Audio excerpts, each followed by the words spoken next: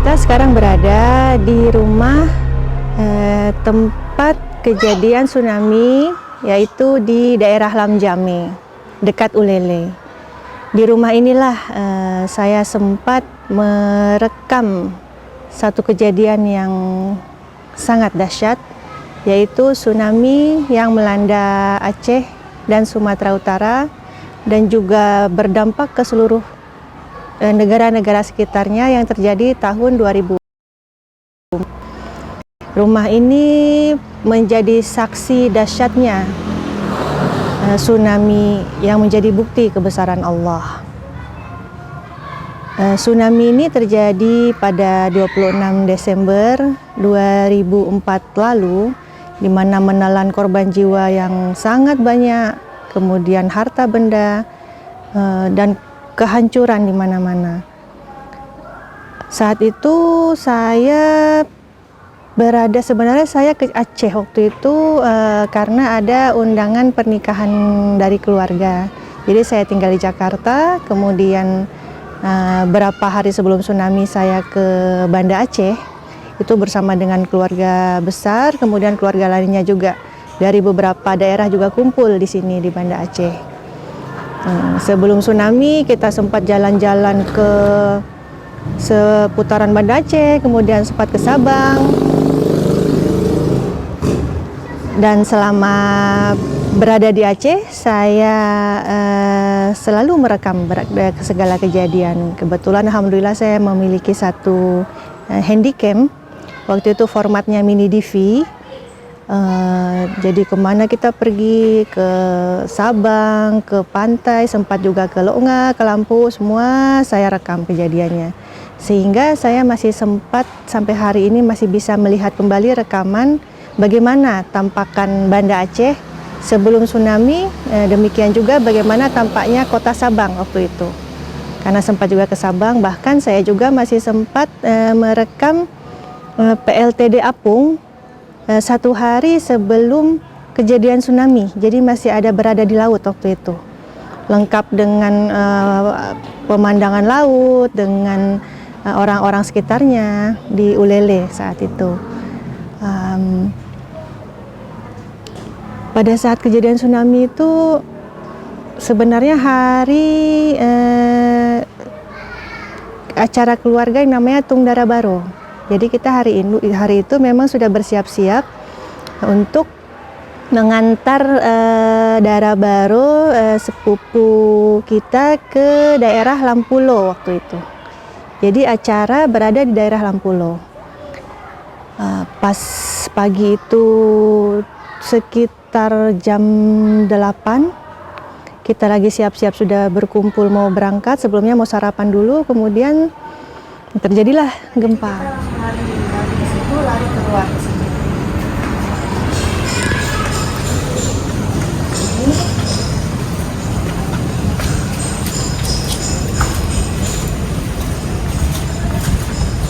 Di sini ini sudah kumpul keluarga-keluarga. Saudara yang masih belum sempat turun karena mungkin masih istirahat kan, jadi sambil panggil-panggil akhirnya saya keluar lagi. Itu di lantai sudah penuh pecahan keramik, guci-guci, pajangan-pajangan sudah berjatuhan semua. Jadi kita lari tuh menginjak-injak kaca-kaca keramik-keramik itulah kita lewatin. Kemudian sampai ke bawah, sudah ambil kamera ini, mulai di bawah sudah mulai saya langsung on kameranya. Saya sempat ambil gambar dari arah sini. Dari sini saya ambil gambar. Ada saya rekam ke atas, kemudian mengarah ke sana, ke tempat saudara-saudara berdiri. Sambil saya syuting itu memang sambil gempa, makanya terlihat goyang-goyang. Di situ ada pot bunga goyang-goyang kalau dibandingkan dengan keras, pelan lagi, keras, pelan lagi. Di tengah-tengah itu tiba-tiba sayup-sayup dari ujung sana, ujung arah sini, ini dari arah pantai sebelah sana itu kedengaran suara sayup-sayup seperti suara deruan mobil truk besar. Pelan-pelan, lama-lama suaranya makin kencang. Kemudian semua jadi bertanya-tanya, ini ada apa, suara apa ini? Tiba-tiba daerah sana itu orang berlarian ke sini. Ramai sekali orang berbondong-bondong yang dengan baju pagi-pagi apa adanya, sampai mereka berteriak katanya air naik katanya. Nah, kemudian kita berpikir air naik apa?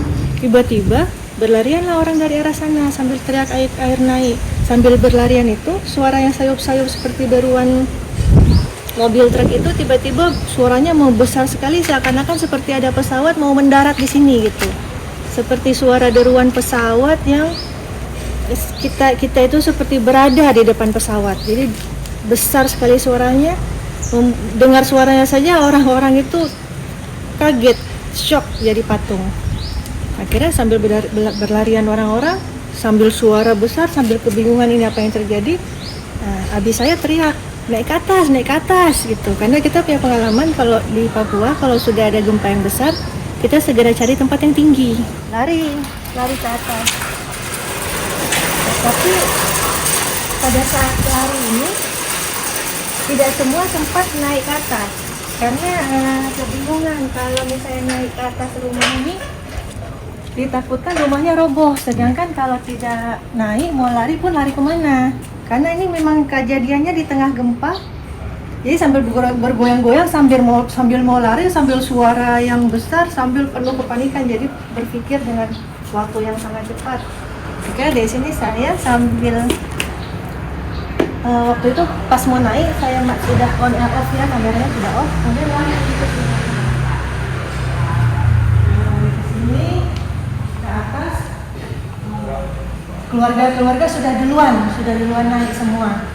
Ini semua Lati, semua habis semua sudah naik, saudara-saudara sudah naik, termasuk juga beberapa tetangga naik. Saya di sini saya pastikan semua orang sudah naik dulu, jadi saya paling terakhir naik. Waktu saya lagi di sini, saya lihat di sini ada anak-anak kecil yang mereka itu seperti terdiam, terpaku, seperti tidak tahu, kebingungan, seperti hilang kesadaran gitu. Tapi mereka seperti bingung mau apa. Akhirnya saya ambil anak-anak itu, sekitar ada tiga orang anak, saya ambil kanan kiri gitu, saya gendong, langsung saya bawa naik ke tangga. Setelah ditaruh, saya letakkan anak-anak taruh di atas, saya turun lagi ke sini. Saya berdiri di sini, saya tanya masih ada orang. Terus saya keluar. Umi saya sudah panggil, tapi panggil Mas Putri gitu. Saya pikir kenapa? Rupanya orang yang di atas itu sudah melihat air dari jauh. Saya di sini bawah tidak kelihatan, jadi waktu saya cari orang saya normal, saya tanya. Saya di sini di ujung atap tetangga kelihatan sebenarnya rumah ini kan pada penduduk, jadi kita kalau air dari jauh itu tidak mungkin kelihatan, jadi air itu baru terlihat setelah berada di atas atap rumah tetangga.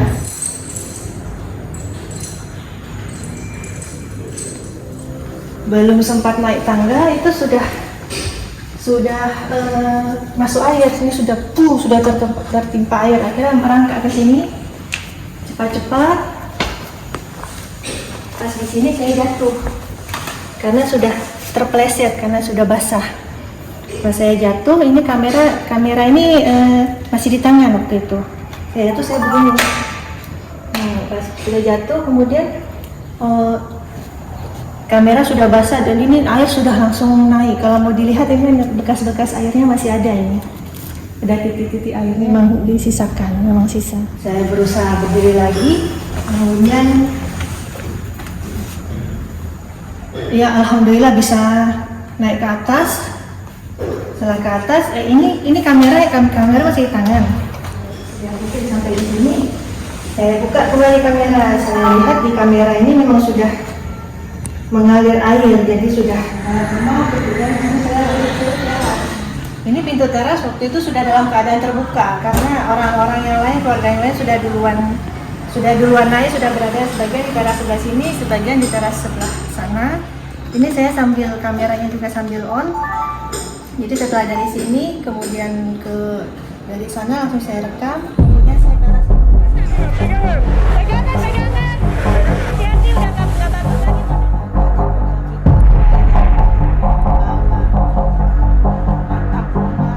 Dari sini saya tarik ke sana.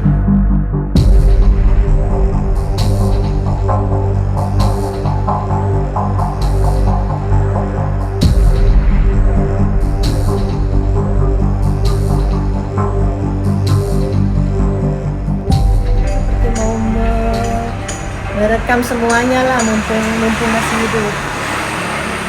Jadi di tengah-tengah tsunami itulah kenapa saya terfikir berniat untuk merekam, karena saya pikir memang tidak semua orang punya kesempatan ditakdirkan berada di atas begini, kemudian bisa melihat ada kebesaran Allah. Cakap-cakap sama Allah ya, saya bilang ya Allah, kalau memang saya mati sekarang, saya ikhlas, saya titipkan Abi, Umi, semua keluarga padamu ya Allah. Cuma satu saja ya Allah, saya minta, tolong izinkan saya merekam kejadian ini. Nanti kalau memang rumah ini rubuh dan saya ikut masuk dalam air, saya bilang sama Allah, saya akan berusaha tetap merekam 1 detik, 2 detik. Saya masih hidup, saya rekam terus. Kemudian saya masuk dalam air tergulung-gulung, kemudian saya akan terus merekam sampai saya mati. Kemudian saya titip sama Allah, ya Allah, kemudian kaset ini saya titip kepadamu ya Allah. Tolong sampaikan pada dunia, agar dunia tahu betapa maha besarnya Engkau. Jadi terserah mau mati mau apa hari ini, terserah Allah mau ambil apapun, yang penting tolong selamatkan kaset ini, tolong kabarkan berita tentang kebesaranmu ya Allah. Pakai kuda-kuda supaya posisinya yang tenang, gambarnya tidak terlalu bergoyang. Beberapa menit kemudian air itu setelah gelombang pertama menerpa, kemudian surut kembali ke laut ke arah sana. Terlihat semua barang, orang, pepohonan itu terbawa, tertarik sama air. Ada satu ibu-ibu di atas kasur di sini, kan lewat di sini.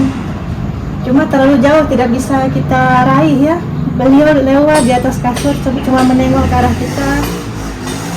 Kita terdiam, ibu itu terdiam dan cepat. Tapi cuma bilang, ibu, mohon maaf ibu, kita tidak bisa bikin apa-apa.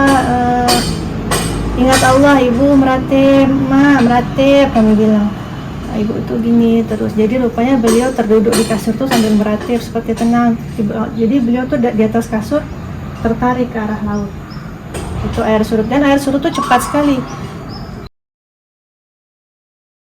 seperti sama cepatnya dengan air surut. Jadi memang cepat sekali tertarik airnya. Sedang dari proses surut air, kita mendengar ada suara orang minta tolong di dalam rumah. Jadi saya keluar, saya masuk ke dalam. Saya ke dalam, rupanya di dalam ini ada abi saya dengan abang tuh sedang mencari-cari di mana arah suara. Nah, terus kata abi itu ada suara orang.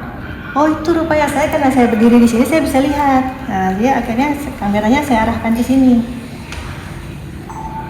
antara sini, kemudian saya zoom. Oke, jadi kita akhirnya tertidur di sini. Kalau lihat di video ada bapak-bapak sih tertidur sambil gantungan kunci kereta motornya tuh masih di sini. Jadi beliau katanya dari arah Ulele lari naik motor, kemudian terkena ombak, motornya hilang, beliau hanyut, rupanya kuncinya masih tersangkut di jempolnya. Jadi ada di sini beliau tidur. Kita kasih lihat di sini. Tidak lama kemudian setelah kita berhasil angkat bapak itu, rupanya datang lagi gelombang kedua. Gelombang kedua saya sempat ambil waktu dari arah sini. Kita dari sini setelah gelombang pertama datang, kita sampai bisa melihat pantai. Sebenarnya rumah ini terletak kira-kira sekitar 1 kilometer dari pantai. Sebenarnya kita di sini tidak bisa melihat ke arah pantai. Seperti lihat sekarang ini kan sudah penuh dengan rumah-rumah. Jadi keadaan aslinya itu juga penuh rumah, kita tidak bisa melihat pantai. Tetapi setelah ombak pertama datang, seluruh rumah-rumah ini habis sehingga kita bisa melihat langsung ke bibir pantai sampai bisa saya zoom. Bahkan kalau diperhatikan saya ke arah sini, kemudian saya zoom ke arah laut. Arah laut ke sana itu sampai kelihatan jalan ke arah Lamanyang, ke arah sana sampai kelihatan. Padahal aslinya sebenarnya tidak bisa kelihatan. Nah, di atas atap ini ada beberapa orang yang sedang bergantung itu di genteng yang terbawa air. Ini ada anak duduk di atas ini, di atas teras. Anak itu sebenarnya setelah tsunami mereda, kami panggil karena dia panggil pengen ke rumah kita, karena rumah kita kan mungkin lebih rame ya. Jadi setelah kita selamatkan situ, anak itu cerita dia pergi dengan naik motor dengan bapaknya lari, kemudian bapaknya terkena ombak, anaknya juga terkena ombak, kemudian dibawa sama air ke arah rumah itu. Habis itu dia bergantung ke teras itu terus naik menyelamatkan diri. Kemudian pas datang ombak kedua, akhirnya dia naik lagi ke atas atap lebih tinggi. Jadi kita dari sini bilang, dek sabar dek, dia teriak bapak, terus dia panggil ke kita mau ke sini. Cuma kan bagaimana mau ke sini? Karena ini air masih tinggi. Kita bilang tunggu situ sebentar, sabar dek. Sedangkan ini gempa terus. Akhirnya kita bilang sudah, kita turun saja, kita cari ke tempat yang lain yang lebih tinggi. Akhirnya kita keluar dari daerah ini. Jadi keluar dari daerah Lamjame ini, jalan kaki ke arah Simpang Dodi. Itu ke arah Simpang Dodi pun berjam jalannya karena saking banyak sekali puing-puing. Jadi kita berjalan itu di atas puing-puing dan potongan-potongan tubuh manusia. Malah kita lagi jalan saya tersangkut-sangkut potongan kaki, terjumpa potongan kepala. Kemudian kita di rumah ini kan ada beberapa orang yang tidak sempat naik ke atas. Jadi kita kehilangan mereka. Sehingga sambil kita turun, kita ketemu banyak sekali mayat-mayat terhampar. Kita bolak-balik satu persatu mayat ini, apakah ini saudara atau bukan. Jadi kita balik, ini saudara bukan, oh bukan, ini saudara bukan. Tapi kita saking banyaknya mayat tuh jenazah, kita tidak bisa buat apa-apa ya. Kemudian kita berjumpa dengan beberapa orang yang sedang sakaratul maut. Sangat kehausan, katanya minum. Sedangkan kita sendiri tidak ada apa yang bisa dikasih. Jadi kita doakan, kita tutup sedikit dengan apa-apa yang bisa kita tutup, jangan terlalu terjemur kepanasan. Jadi kalau pengalaman melihat setelah tsunami itu segala macam di depan mata, yang jenazah bertaburan, yang bahkan binatang-binatang juga ada, anjing yang emas di sini. Kemudian bahkan kita ketemu buaya putih juga ada. Buaya putih ada di atas rumah ini, di atas rumah tetangga.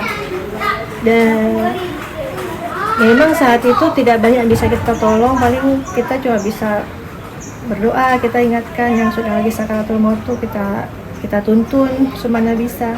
Nah, di Simpang Dodi itu sudah berkumpul banyak orang-orang yang katanya mencari keluarganya yang rumahnya di arah sini. Kita bilang nggak bisa tembus ke sana, kan ada yang pakai mobil, nggak bisa tembus ke sana. Akhirnya saya waktu itu jumpa sama satu halati yang ada keluarga yang bawa mobil mencari keluarganya sini. Akhirnya saya titip halati-halati yang lain yang di rumah ini, Umi semua titip di mobil itu, tolong bawa ke rumah Jida di rumah yang agak ke tengah kota. Nah, kemudian mobilnya juga sudah penuh sama orang-orang yang mau ikut numpang. Akhirnya tidak muat semua. Akhirnya saya nggak naik mobil itu. Saya bilang yang lain, ibu-ibu saya naik, saya biar tinggal di sini. Kita cari jalan sendiri bagaimana. Akhirnya mobilnya pergi ke arah pulang ke rumah Jida. Saya masih di situ, tiba-tiba di Simpang Dodi, kita lagi jalan ke arah Ketapang. Jadi jalan kaki dari Simpang Dodi ke arah Ketapang. Di Simpang Ketapang itu tiba-tiba diteriak lagi, air naik gitu. Orang-orang yang sudah trauma dengan apa yang sudah terjadi dipikir ada air naik beneran. Nah, akhirnya semuanya panik berlarian. Sampai kan yang sudah selamat dari tsunami pun tergiling-giling mobil. Jadi meninggalnya bukan karena tsunami, tapi tergiling sama mobil-mobil, truk-truk yang panik ikut lari ke arah tempat yang tinggi. Sampai ke Ketapang karena air panik ya, orang banyak lari-lari lagi, dibilang air naik.